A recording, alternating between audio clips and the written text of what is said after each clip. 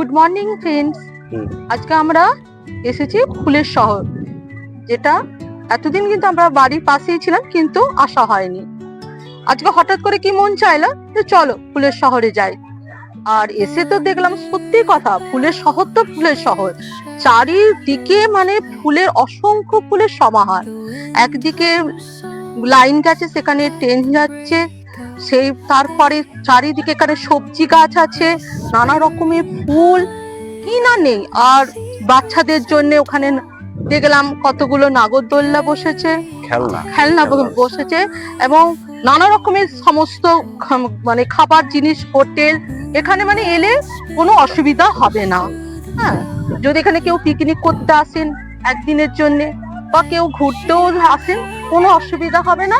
দুর্দান্ত জায়গা। আর আমরা এসে সত্যি আমাদের খুব ভালো লাগলো, যেটা বলে বোঝাবার নয়। আপনারা এলে আসতে পারেন, যেটা এখন তো সব নামই হয়ে গেছে ফুলের শহর। আজকে ফুলের শহরে এসে মনটা সত্যিই ভালো হয়ে গেল। নানা রকম এখানে ফুলের সমাহার, কি না নেই ফুল। যেমন গাঁদা আছে, চন্দ্রমল্লিকা আছে, গোলাপ আছে, বিভিন্ন রঙের ফুল আছে। মনটা সত্যিই আজকে উৎফুল্ল হয়ে গেল। এই যে দেখতে পাচ্ছেন নানা রকমের ফুল, এটা গাঁদা ফুল।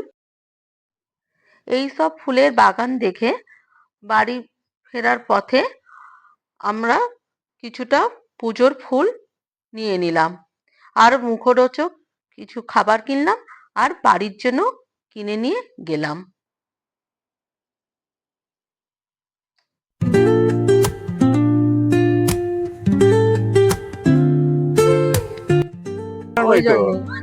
এই জন্য বলি চলো তো এবছর দেখে আছি কি ব্যাপারটা হচ্ছে। তোমার কাছে খুচরো আছে তো? 10 টাকার এই যে ফুলের হেয়ার ব্যান্ড সকলের মাথায়।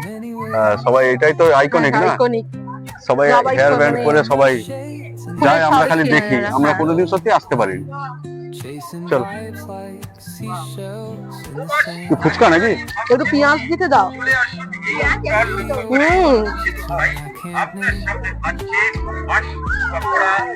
তাকাও, এদিকে তাকাও।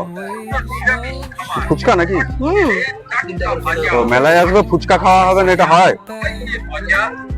ঠিক আছে, ভালো আছে বাবা।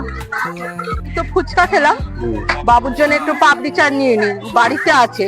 ও কর্ন মাখা বলেছিল, কর্ন বলেছিল, কিন্তু সেটা পাবো কোথায়? এই জন্য পাপড়ি চাটটা নিয়ে নিচ্ছি। এই তোমার এখানে কেন সাইনবোর্ডে লেখা নয় কেন গন্ধরাজ মোমো কত দাম?